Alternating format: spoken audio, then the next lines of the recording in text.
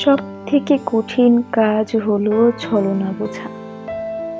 মানুষ হাতে হাত রেখে ছলনা করে, বুকে জড়িয়ে ধরে ছলনা করে, চোখে চোখ রেখে ছলনা করে, ভালোবাসি বলতে বলতেও ছলনা করে।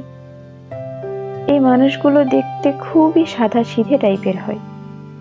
উপরে দেখতে সাদাসিধে মনে হলেও আসলে তারা জাত অভিনেতা। তাদের উপরের এই আবরণটার জন্য আমরা বুঝতে পারি না একটা মানুষ এতটা জঘন্য হতে পারে।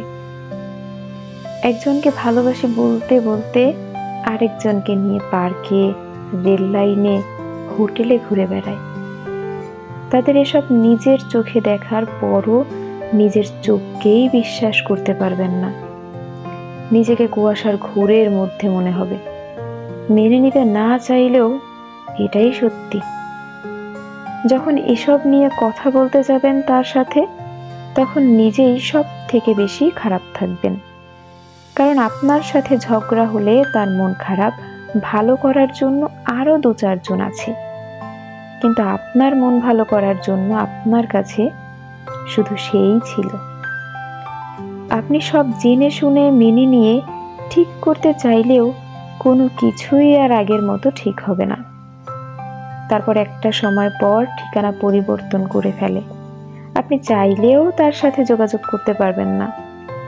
তার সাথে একটু কথা বলার তৃষ্ণায় রোজ পুড়ে ছারখার হবেন, কিন্তু তার কিছু যায় আসবে না।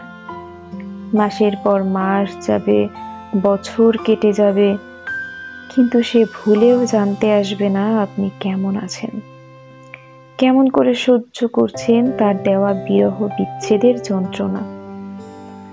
তার দেওয়া বিরহ বিচ্ছেদের আগুনে পুড়তে পুড়তে অনেকটা সময় পর বুঝতে পারবেন আসলে নিজের ভালো নিজেকেই রাখতে হয়। কারো উপর নির্ভর হয়ে থাকলে শুধু জ্বলে পুড়ে ছারখার হতে হয়। তারপর একটা পর্যায়ে ভালো থাকা শিখে যাবেন।